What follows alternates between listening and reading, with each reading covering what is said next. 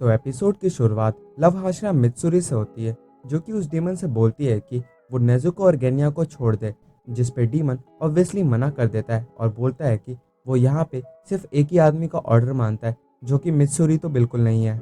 अब यहाँ पे डीमन मित्सुरी की थोड़ी बेइज्जती भी कर देता है, जिसे सुन के मित्सुरी काफ़ी ज़्यादा गुस्सा हो जाती है और सोचती है कि ये डीमन जिसकी एज मेरे भाई के बराबर है, वो मेरी इतनी बेइज्जती कैसे कर सकता है। तभी उसे ध्यान आता है कि डीमन कभी भी अपने एक्चुअल एज में नहीं दिखते। अब यहाँ पे वो डीमन दोबारा से उन ड्रम को बजा करके मित्सुरी पे अटैक कर देता है, जिसको काउंटर करने के लिए मित्सुरी लव ब्रीदिंग की थर्ड फॉर्म का यूज करती है और बोलती है कि वो इस फाइट में होल्ड बैक नहीं करने वाली। अब यहाँ पे डीमन थोड़ा परेशान होता है, क्योंकि मित्सुरी ने यहाँ पे उसके सारे अटैक्स को अपने ब्लेड से काट दिया था। अब यहाँ पे मित्सुरी की स्वॉर्ड काफी ज्यादा अलग तरीके से थी, क्योंकि वो काफी ज्यादा फ्लेक्सिबल थी और वो काफी ज्यादा लंबी भी थी। अब ये लोग अपनी फाइट दोबारा से शुरू करते हैं और यहाँ डीमन दोबारा से अपने ड्रैगन से मित्सुरी पे अटैक करना शुरू कर देता है और यहाँ मित्सुरी लव ब्रीदिंग की सेकेंड फॉर्म का यूज करके एक ड्रैगन को काट देती है और दोबारा से लव ब्रीदिंग का थर्ड फॉर्म यूज करके एक और अटैक को काउंटर करती है। यहाँ पे मित्सुरी की स्पीड काफी ज्यादा अच्छी खासी थी और इस चीज से आगे निकलने के लिए डीमन अपने ब्लड डीमन आर्ट का यूज करता है, जिससे वो कई सारे वुडन ड्रैगन्स को समन कर लेता है, जिसे देख के मित्सुरी थोड़ा सा परेशान हो जाती है, क्योंकि इतने सारे डीमंस को काउंटर करना उसके लिए भी थोड़ा मुश्किल था। अब इस चीज के लिए वो लव ब्रीदिंग की फिफ्थ फॉर्म का यूज करती है, जिससे वो बहुत सारे ड्रैगन्स को एक बार में ही काट देती है। दूसरी तरफ हमें तांजीरो को दिखाया जाता है, जिसका ध्यान डीमन के पास वाली ब्रांच पे जाता है, जिसमें उसने हांतेंगु को प्रोटेक्ट करके रखा हुआ था। अब मित्सुरी डायरेक्ट उस डीमन पे अटैक करने के लिए जाती है और वो उसके काफी ज्यादा क्लोज आ जाती है। तभी तांजीरो मित्सुरी को इन्फॉर्म करता है कि ये डीमन की मेन बॉडी नहीं है, एंड ये बताने में अब वो काफी ज्यादा देर कर चुका था,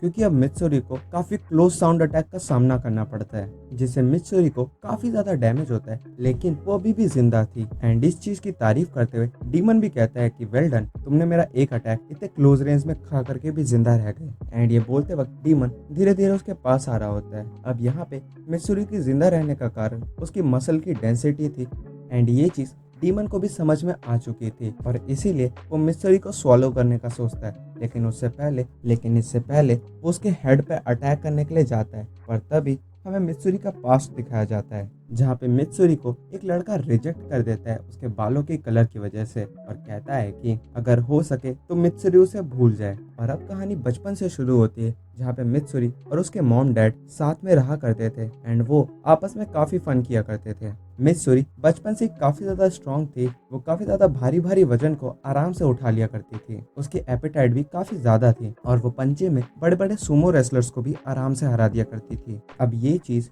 मित्सुरी की आगे आने वाली लाइफ में काफी ज्यादा मैटर करती थी, क्योंकि मित्सुरी के हिसाब से वो नॉर्मल गर्ल्स की तरह बिल्कुल नहीं थी। उसका हेयर कलर और उसके एपेटाइट की वजह से शायद से कोई उससे शादी भी ना करे, और यही चीज की चिंता मित्सुरी को सताती रहती थी। वो इस चीज के बारे में अपने मॉम डैड से बात भी करती है, जिसपे उसके डैड कहते हैं कि अगर वो चाहे तो वो इस घर में हमेशा के लिए रह सकती है। लेकिन फिर भी मित्सुरी का मन नहीं मानता और जैसे जैसे उसके मैरिज के दिन पास आते हैं, वो अपने बालों को डाई कर लेती है और अपने आप को वीक जैसा दिखाना शुरू कर देती है। अब इस चीज से उसके मॉम एंड डैड भी काफी ज्यादा परेशान थे।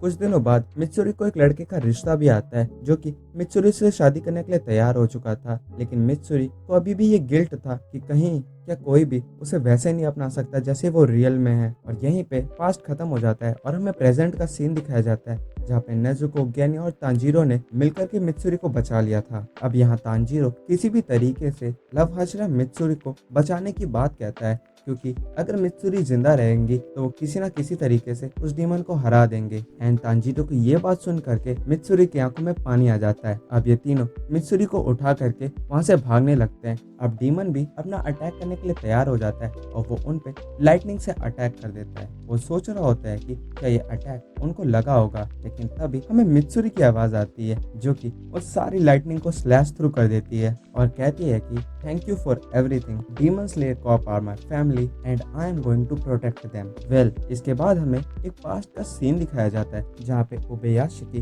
बोल रहे होते हैं कि मित्सुरी को अपने ऊपर नाज होना चाहिए कि वो इतनी ज्यादा स्ट्रांग है और जो लोग भी मित्सुरी को पसंद नहीं करते वो भी उससे जलते हैं क्योंकि उनके पास मित्सुरी जैसी ताकत नहीं है। एंड ये चीज मित्सुरी को काफी ज्यादा खुश कर देती है। यहाँ पे मित्सुरी अपने मॉम एंड डैड को भी थैंक्स कहती है उसे बचपन से इतना ज्यादा स्ट्रांग बनाने के लिए, क्योंकि पूरा डीमन स्लेयर कॉर्प उसे काफी ज्यादा पसंद करता है। वो जब भी किसी इंसान को डीमन से बचाती है तो वो लोग भी मित्सुरी को हमेशा थैंक्स कहते हैं। अब यहाँ पे मित्सुरी जो हर बार ग्रीन कलर के सॉक्स पहनती है वो उसे मिस्टर हिगुरु ने दिए थे और उन्होंने ये भी कहा था कि अगर ये फट गए तो वो उसे नए ला करके दे देंगे। अब हमें प्रेजेंट का सीन दिखाया जाता है जहाँ पे मित्सुरी बोल रही होती है कि वो हमेशा से अपनी पावर को होल्ड बैक किया करती थी क्योंकि उसे लगता था कि क्या एक गर्ल का इतना पावरफुल होना जरूरी है, लेकिन अब वो ऐसा बिल्कुल भी नहीं करने वाली। जिसके बाद वो लोग दोबारा से लड़ाई करना शुरू कर देते हैं और यहाँ मित्सुरी कहती है कि वो इस डीमन से अकेले लड़ने वाली है तो तांजीरो और बाकी सभी जाकर के उसकी मेन बॉडी को फिनिश करें। यहाँ पे वो डीमन मित्सुरी पे एक के बाद एक अटैक किए ही जा रहा था, लेकिन मित्सुरी उसके हर अटैक को काउंटर कर ले रही थी। वो अपने हार्ट बीट और ब्लड सर्कुलेशन को और ज्यादा तेज कर लेती है जिसकी वजह से वो और ज्यादा तेज मूव कर पाए। देन हमें तांजीरो और बाकी लोगों को दिखाया जाता है जो कि जंगल की तरफ जा रहे होते हैं और इन्हें जाते हुए डीमन देख लेता है और उनके पीछे भी एक ड्रैगन भेज देता है जिसे मित्सुरी बीच से काट देती है और कहती है कि उस डीमन को पहले मित्सुरी से निपटना पड़ेगा। अब हमें तांजीरो, नेजुको और गेन्या को दिखाया जाता है जो कि उस डीमन को अपने सेंसेस की मदद से ट्रैक डाउन कर लेते हैं और उसके पीछे जाना शुरू कर देते हैं। और यहाँ मित्सुरी उस डीमन के हर अटैक को डॉज किए जा रही थी जिससे डीमन काफी ज्यादा चिढ़ रहा होता है। तभी उसका ध्यान मित्सुरी के मार्क की तरफ जाता है जो कि वहाँ पे पहले नहीं था। डीमन भी ये सोचता है कि कहीं ये कोई डिमोनिक मार्क तो नहीं, बट फिर डीमन सोचता है कि मित्सुरी भी कभी न कभी स्टेमिना से रन आउट हो ही जाएगी एंड फिर वो उसे आराम से हरा देगा। पर यहाँ मित्सुरी काफी ज्यादा डिटरमिनेंट होती है उस डीमन को हराने के लिए। तांजीरो, नेजुको और गेन्या भी उस डीमन के काफी ज्यादा क्लोज पहुंच जाते हैं और जैसे ही वो उन ब्रांचेस को काटने की कोशिश करते हैं तभी वो डीमन अपने आप को बचाने के लिए काफी ज्यादा हाई ग्राउंड पे ले जाता है, लेकिन वो लोग भी उन ब्रांचेस को पकड़ करके ऊपर आ जाते हैं। अब यहाँ पे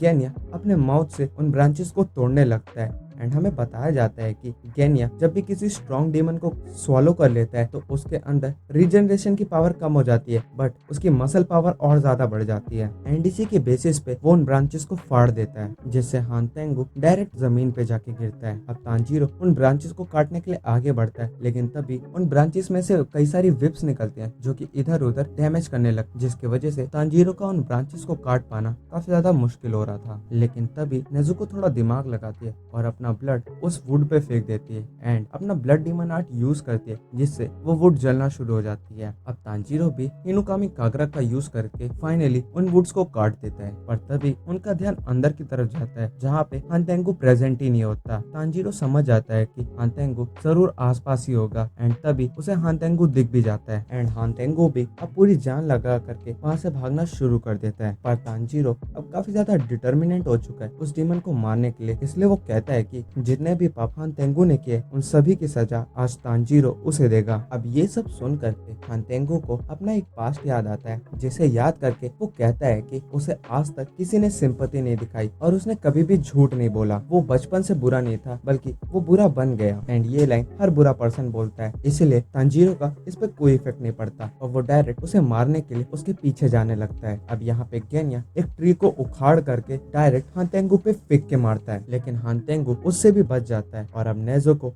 उस पर अटैक करने के लिए आगे बढ़ती है। पर यहीं पे एपिसोड का एंड हो जाता है। अब डीमन स्लेयर स्वॉर्डस्मिथ विलेज आर्क का सिर्फ एक एपिसोड और बचा है जो कि थोड़ा लंबा होने वाला है, पर वो भी मैं जल्दी से जल्दी ले आऊंगा। और इसके अलावा मुझे कौन कौन सी एनिमे की और एक्सप्लेनेशन लेके आनी चाहिए इसके बारे में आप मेरे को कमेंट करके बताओ। बाकी मैं चलता हूँ, सायोनारा।